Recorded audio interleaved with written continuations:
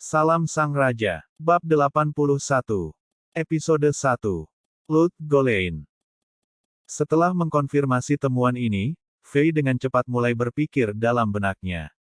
Dia sedang mempertimbangkan bagaimana berbagi sumber daya antara dunia Diablo dan dunia nyata. Meskipun Fei tidak yakin apakah ada hal lain yang bisa membantunya membawa lebih banyak sumber daya dari dunia nyata ke Diablo World selain dari sabuk penyimpanan, jelas paket kecil gandum musim dingin ini telah membuka jendela cerah yang Fei tidak pernah dipikirkan sebelumnya dalam pikirannya yang kacau. Saat dia berpikir, Fei berjalan menuju tenda kecil Akara. Dia mendapati Akara sibuk menyusun semua jenis ramuan di depan tenda yang tampaknya berantakan yang memiliki interior yang luar biasa. Dia mengeluarkan bungkusan gandum musim dingin dari sabuk penyimpanan dan memberikannya kepada Akara.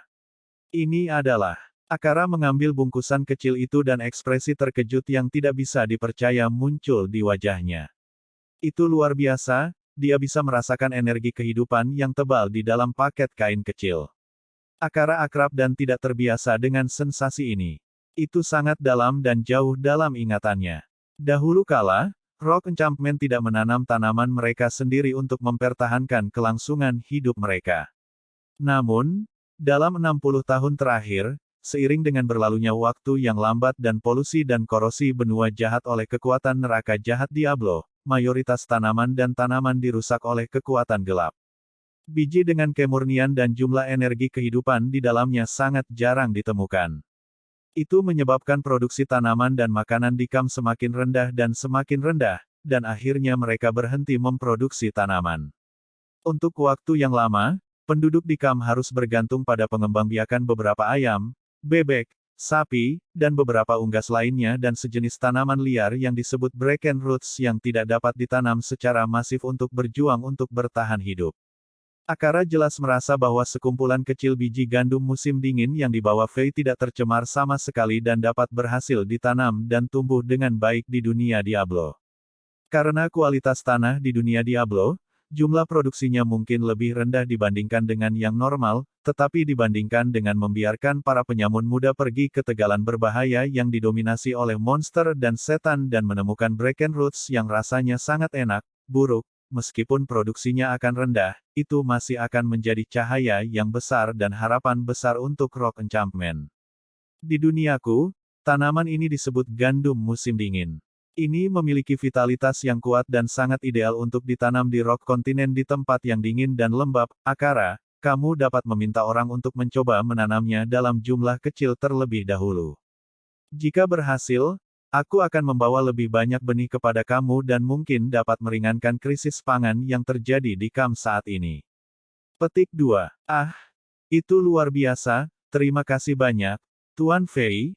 Aku bisa merasakan kemurnian dan keaktifan dari biji-biji ini, kamu telah membawa harapan untuk bertahan hidup di Kam.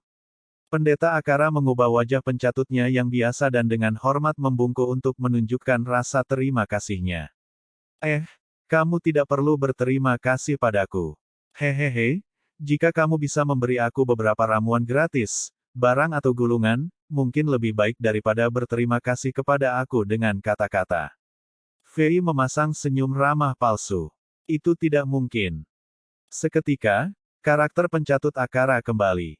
Tuan Fei, sebagai seorang pemimpin, kamu harus menjadi contoh bagi semua orang di Kam. Kamu benar-benar tidak bisa mendapatkan barang secara gratis tanpa melakukan pekerjaan apapun. Ditambah lagi, jumlah ramuan dan item yang bisa kubuat sangat terbatas. Ini hampir tidak bisa memberikan perlindungan yang diperlukan para penyamun di Kam. Tuan Fei, permintaan kamu terlalu banyak. Bahkan jika aku menghasilkan ramuan gratis untuk kamu setiap menit, itu tidak akan cukup untuk kamu. Petik 2. Fei diam. Pencatut rakus akan selalu menjadi pencatut rakus. Tapi sekali lagi, apa yang dikatakan Akara adalah masalahnya. Fei memadamkan idenya untuk mendapatkan barang secara gratis. Dia berbalik dan melihat botol dan toples yang digunakan Akara untuk membuat ramuan dan mencium aroma tajam. Dia tiba-tiba memikirkan sesuatu dan tersenyum ketika dia bertanya. Akara, mengapa kamu tidak menemukan penolong untuk membantumu membuat ramuan? Dengan begitu, kamu dapat meningkatkan produksinya, hehehe. Apakah kamu pikir aku bisa mengonfigurasi ramuan dari udara tipis? Setiap ramuan membutuhkan 1 ton bahan baku dan ramuan langka yang berharga dan langka. Mereka tidak tumbuh di kam dan hanya dapat ditemukan di tempat-tempat seperti hutan dan tempat-tempat lain yang sangat berbahaya. Untuk mengumpulkan dan memanen ramuan dan bahan-bahan ini, para bajingan hanya bisa pergi ke tempat-tempat yang sangat berbahaya dan jahat ketika kekuatan Diablo di Rock Continent berada di air surut. Aku tidak melebih-lebihkan. Setiap ramuan yang kubuat penuh dengan darah anak-anak malang. Akara tiba-tiba merasa sedih ketika dia membicarakan hal ini.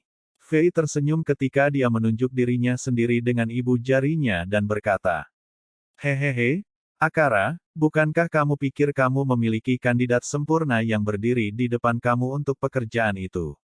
Hehe, mungkin aku bisa membantu kamu mengumpulkan dan memilih ramuan dan bahan-bahan ini. Sebagai gantinya, permintaan aku sangat sederhana.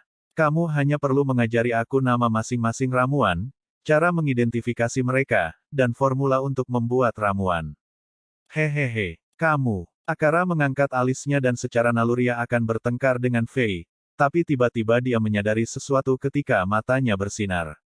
Dia mengamati Fei dengan cermat ketika dia melihat sekilas ke tubuh Fei dan merasakan kesadaran yang tiba-tiba. Hehe, kamu benar sekali. Kemari. Hehehe, mari kita mulai sekarang. Hahaha, izinkan aku memberitahu kamu cara mengidentifikasi setiap bahan ramuan mentah, peringkat dan levelnya. Rumput Selandia, inti lentera, daun aneh putih, raten racun ajaib, rumput bintang cahaya, anggur tulang putih, tidak. Anggur tulang darah, apalagi. Akar api, tulang sendi laba-laba beracun. Setelah 1 jam, Fei terkontaminasi dengan aroma ramuan yang menyengat. Dia terus-menerus meludahkan sesuatu dari mulutnya ketika dia tersandung dan melarikan diri dari tenda kecil misterius Akara. Dia menggumamkan serangkaian nama ramuan. Ekspresinya yang teralihkan tampak seolah-olah dia telah sangat dirusak oleh Tyrannosaurus.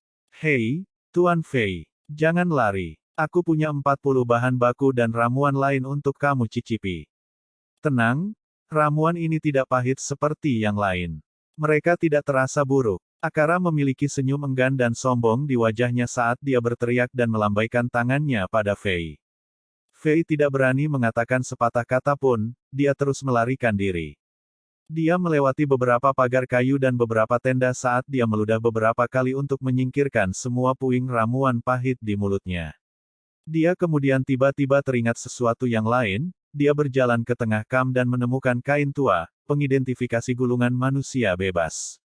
Dia mengeluarkan beberapa baju besi dan cincin penyimpanan perak dari sabuk penyimpanannya dan memberikannya kepada kain.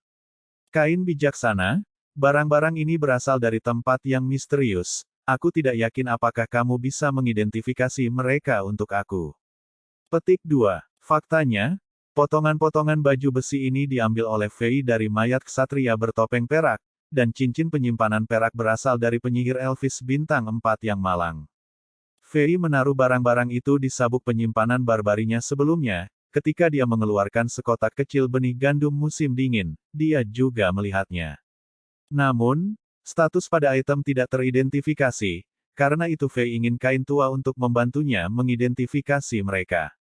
Mungkin begitu kain selesai mengidentifikasi mereka, dia bisa meminta Charsi pandai besi untuk memodifikasi mereka sehingga tidak ada seorang pun di dunia nyata yang mengenali mereka lagi. Hah, barang-barang ini sangat aneh. Aneh? Aku belum pernah melihat yang seperti ini sebelumnya, biarkan aku melihat lebih dekat, ya Tuhan. Ini adalah ukiran dan pola sihir yang benar-benar berbeda, dan metode sihir yang belum pernah terdengar. Pria tua berjanggut putih itu mengambil barang-barang dari tangan Fei dan melihat dengan detail.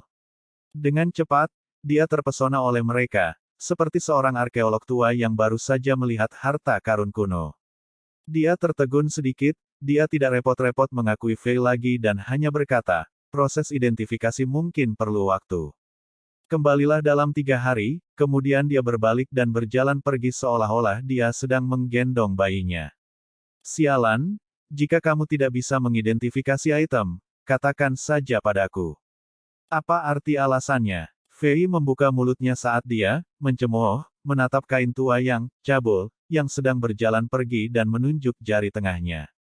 Karena identifikasi tidak berjalan sesuai rencana, ia memutuskan untuk membunuh beberapa monster dan setan untuk naik level. Namun, peta pemula ini Rock Enchantment tidak efektif bagi Fei untuk naik level lagi. Beberapa hari yang lalu, dia menyapu semua monster dan iblis di seluruh peta lagi dan memastikan bahwa tidak ada satu monster pun atau segerombolan iblis yang dapat mengancam keselamatan Kam. Pada titik waktu ini, Tegalan lebih dari puluhan kali lebih aman dari sebelumnya. Dengan bos besar unik yang telah dibunuh oleh Fei, Rock Enchantment dan peta anak perusahaannya sama sekali tidak menantang Fei. Pada saat ini, Elena masih berada di dunia nyata. Fei memikirkannya sebentar dan akhirnya memutuskan untuk menemukan NPC Warif, pemimpin karavan, yang berpakaian biru. Untuk pertama kalinya, ia memilih untuk pergi ke timur. Dia memutuskan untuk melanjutkan ke peta besar kedua di dunia Diablo, kota yang lebih berbahaya dan menantang Lut Gholein. Rock Enchantment cukup jauh dari Lut Gholein. Jika bajingan biasa mulai melakukan perjalanan dari Kam, itu akan memakan waktu sekitar 1 atau 2 tahun untuk mencapai Lut Gholein. Untungnya bagi Fei, proses perjalanan ini sangat mirip dengan game yang sebenarnya. Tiba-tiba, pemandangan di depan matanya mulai berkabut dan buram. Kemudian seolah-olah dia melakukan perjalanan melalui ruang dan waktu, dia merasakan dan mengalami tanpa bobot dan gravitasi nol. Ketika dia membuka matanya lagi, dia telah tiba di Lut Gholein. Segala sesuatu di sekitarnya berwarna kaki. Ini adalah kota yang terletak di antara gurun. Jika peta sebelumnya Rock Enchantment adalah situs Kam sementara yang sedikit acak-acakan, maka Lut Gholein adalah kota padang pasir yang megah dan luas. Meskipun tidak memiliki medan yang curam dan pemandangan indah seperti Chambord, ada tembok tinggi, tembok pertahanan yang kokoh, istana mewah yang indah, bahkan pusat kota yang lebih aman, hotel dan pub mewah berlantai 2, dan dermaga alami lebar yang penuh dengan perahu yang diparkir dan kapal, tidak mungkin menemukan semua benda dan struktur ini di Chambord. Tapi untuk beberapa alasan, Lut Gholein yang mewah memberi Fei perasaan yang sangat aneh, ini seperti kota hantu. Tidak ada keaktifan, hampir tidak ada pejalan kaki di jalan, dan itu benar-benar sunyi. Angin meniupkan pasir ke udara, dan meskipun musim gugur, tampaknya ada hawa dingin yang tak terkatakan. Untungnya, masih ada NPC. Begitu Fei melangkah ke Lut Gholein, seorang NPC mendekatinya. Setelah percakapan rutin yang sederhana, Fei telah menerima pencarian pertama di Lut Gholein dari Atma, pemilik rumah publik, kepala keselokan di bawah Lut Gholein dan membunuh bos Radamen yang menduduki selokan untuk waktu yang lama. Menurut ingatannya sebelumnya, Fei menemukan pintu masuk ke selokan bawah tanah dan memasukinya untuk memulai pencarian. Namun, selama proses menerima pencarian, Fei menemukan sesuatu yang aneh, sepertinya NPC di Lut Gholein tidak begitu menyukainya.